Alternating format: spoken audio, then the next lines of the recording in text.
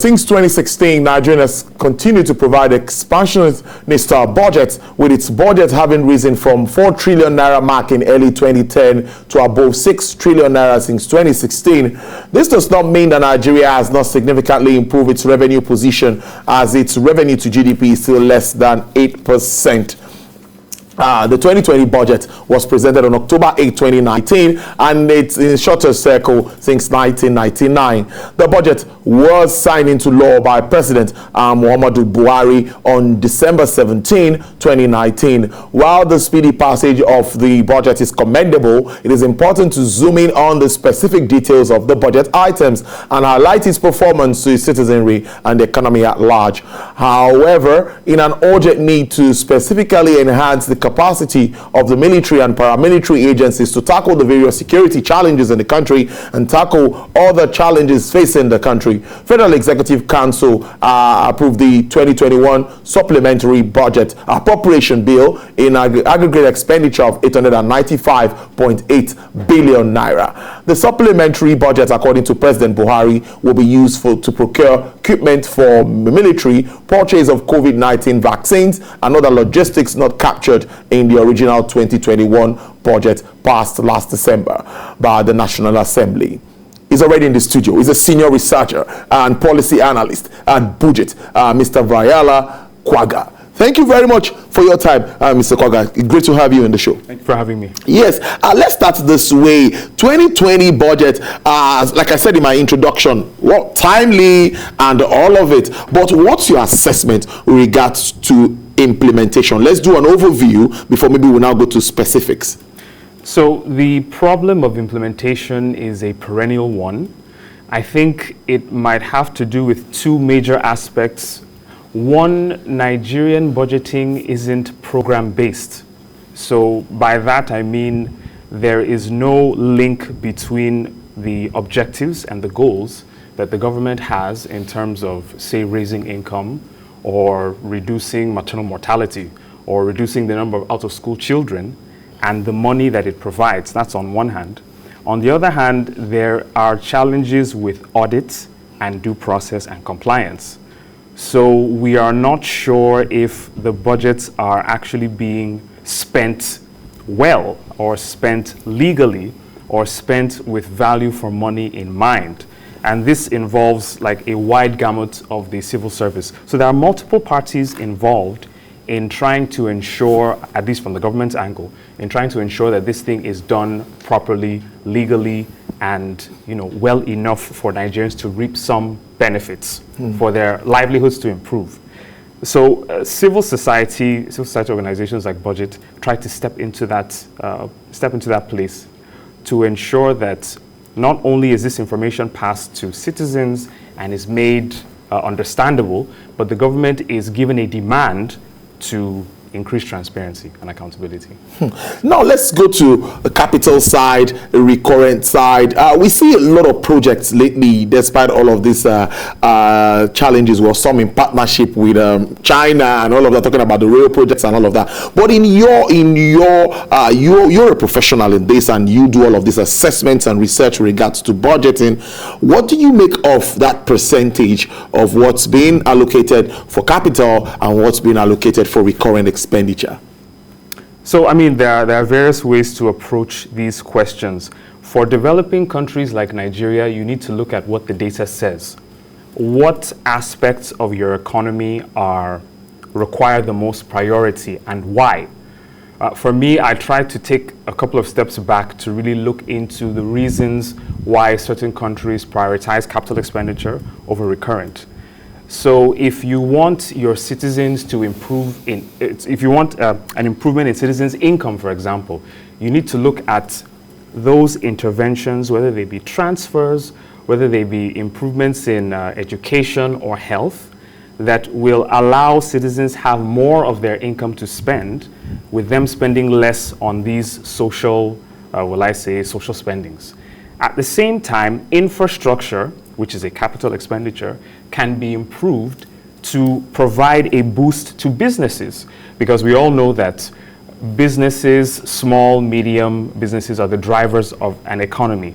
Yeah. So spending on infrastructure, which is capital, would boost the revenue profiles of businesses, boosting the revenue profile of your country.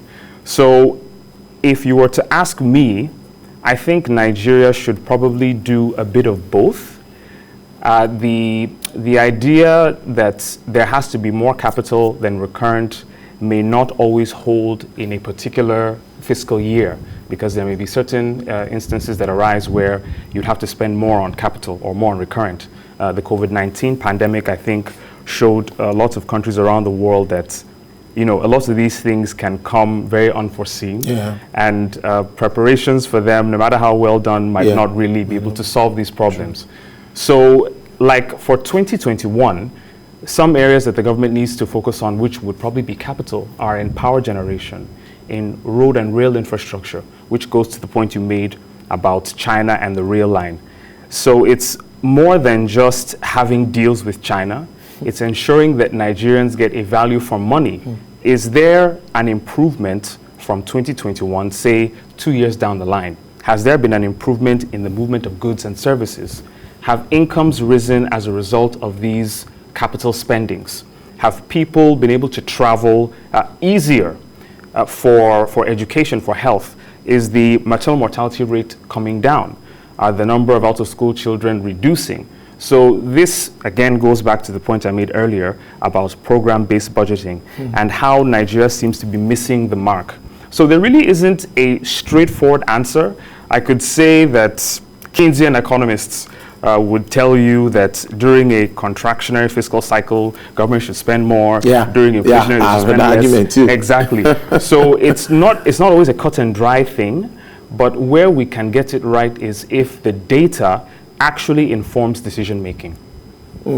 Let's now speak to revenue issues. Revenue remains very key for all producing country like Nigeria that depends so very much on this crude oil. Despite the fact that we say we want to diversify our economy, everyone is looking forward to that. We see moves, but I think we can still do better when it comes to diversification. But we see this aggressive move by government, even wanting to shift focus to taxation. We're talking tax earlier. But what is your view with regards to our revenue targets and projections? Should we stay with 2020 before we now look at 2021? So the projections are just what they are, projections. Honestly. And I mean, how realistic have they been? From 2015 to 2020, Nigeria has been in a deficit. It's deficit spending. And that is not just worrisome, it's actually a nightmare, because looking at the global context, countries are moving away from oil. And as it stands, Nigeria is not the only oil-producing country. There are several countries, I mean, in OPEC alone, that run like a cartel. So what does this move away from oil spell for a country like Nigeria that depends solely on oil? It means that at some point, no one would really want to buy your oil. Who are you going to sell it to? What are you going to do with it? So diversification is something that should move from being a sexy topic to an actual very, very dire situation. I say this because, so when you want to diversify to what? Do you want to diversify to exportation of agricultural goods? How competitive are your agri goods? You have countries around the world that would do it for maybe 1/10 the cost at which Nigeria would be selling, and the quality would be much better. So these things involve a systemic reevaluation of just where we intend to see ourselves as a nation. And there is no easy way out. It's going to have to be via exportation. But just what are we exporting? You hear this argument that agriculture is one of the sure ways to diversify the economy. Okay.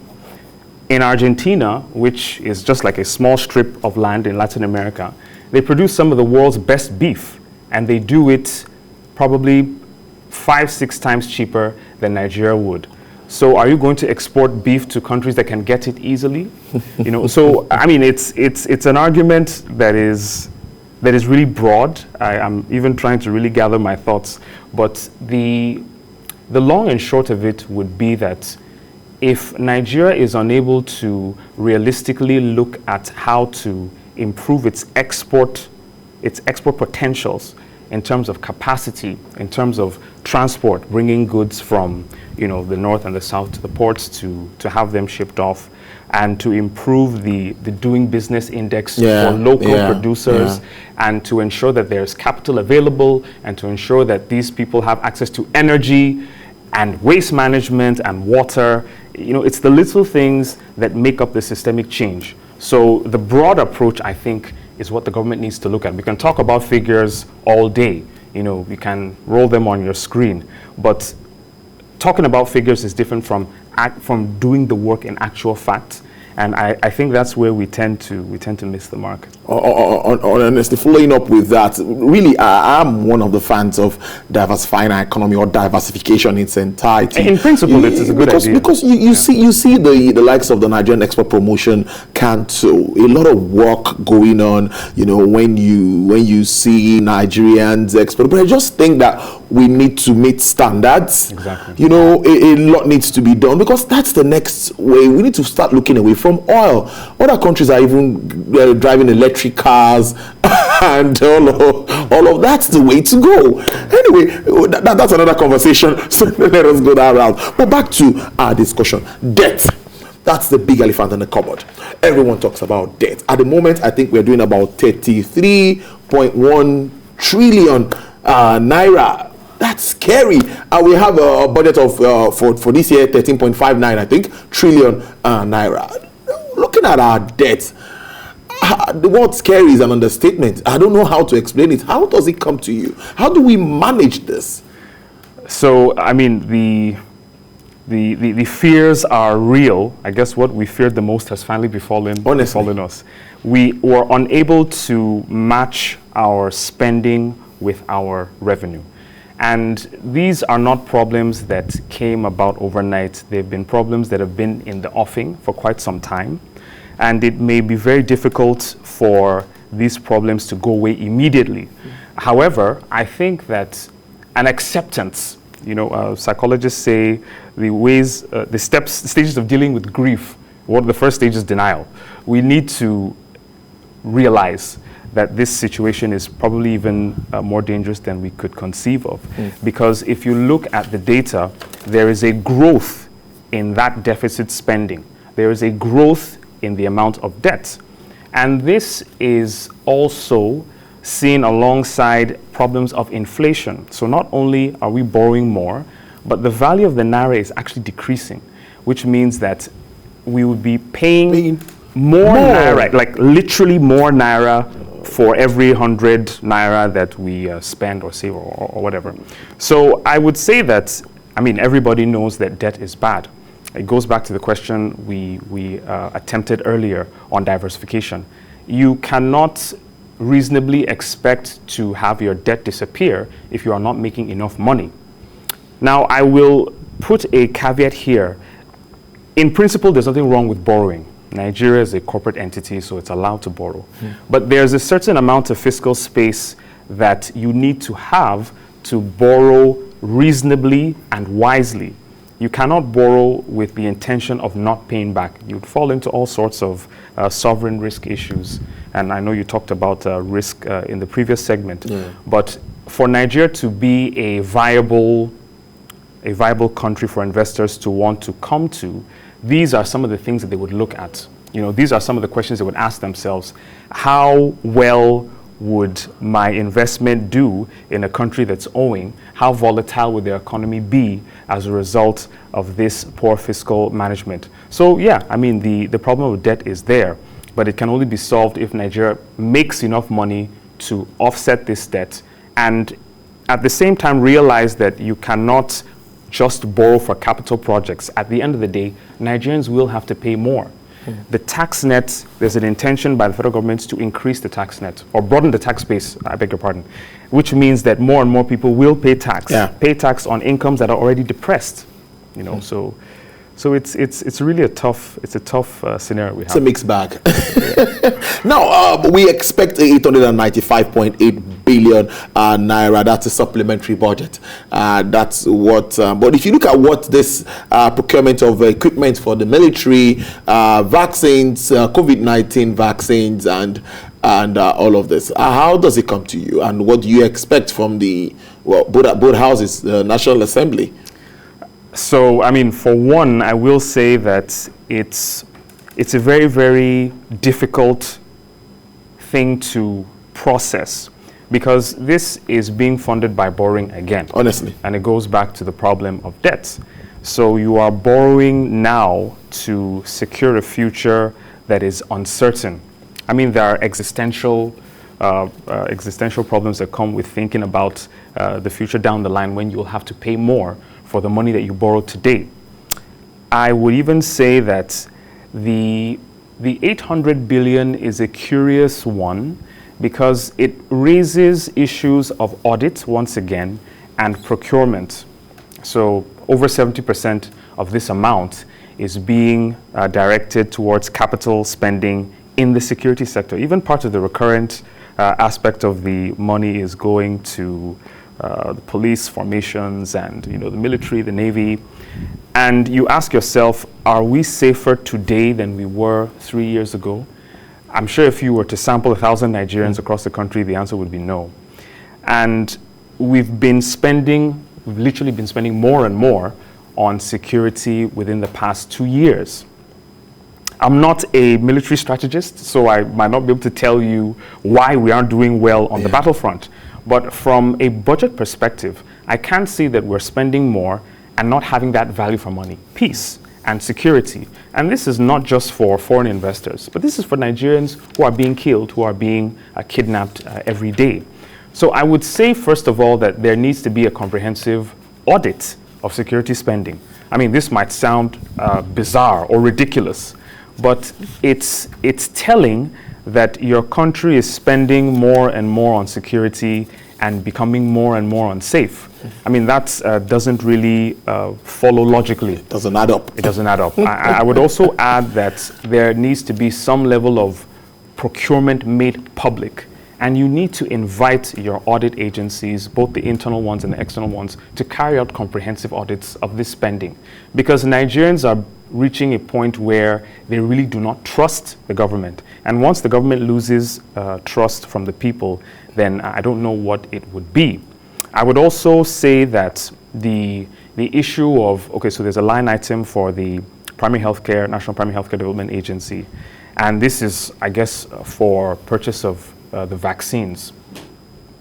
I saw something yesterday in an article I read that talked about a global vaccine apartheid. Richer countries have these vaccines in excess and often are unwilling to give them to developing countries like Nigeria. So what does that mean for us? Will this money being borrowed be appropriately used to get vaccines? And is it even enough to get vaccines for the population as it stands? So there are several issues. I mean, even going back to the issue of security spending, I would say that we've had scandals in the past that are currently unresolved. The $43 million allegedly taken in 2017, I don't really hear anything about that anymore. The theft of military vehicles and the hijacking of cash transfer vehicles, again, by terrorists, these are issues that really make you wonder whether things are being done right and this money is being followed and these equipments are being used and they are used to carry out or to reach the goals that the government has set. There obviously is a disconnect between that spending. There's obviously a disconnect between the goals and the intentions of the government and what they're doing in reality. So it's a gloomy picture. It's a gloomy picture, I guess. It's really a gloomy one. Can we do this in 1 minute? Program-based budgeting. What do you mean by that? Let's wrap up on that note. So program-based budgeting simply is a government coming up with a series of programs, of interventions in whatever sector, and having evidence to back assumptions, and then using its budget and using its civil service to monitor and evaluate the application, the implementation of the budget to make sure that it reaches certain benchmarks. And then those benchmarks are measured, and then it is fed back into the budgeting system. So the monitoring and evaluation system will tell the government that, okay, this is what you have reached. This is where you need to meet up with. I will say this, the government is currently embarking on coming up with a national M&E framework that's being championed by the Ministry of Budget and Planning. So there is some work being done in that regard. Thank you so much. Interesting having you. First time on the show, really. We hope to have you subsequently. My pleasure. Mr. Valaya Kwaga is a senior researcher and policy analyst with Budget. Thank you so much for spending your afternoon with us. Thank you, sir. All right.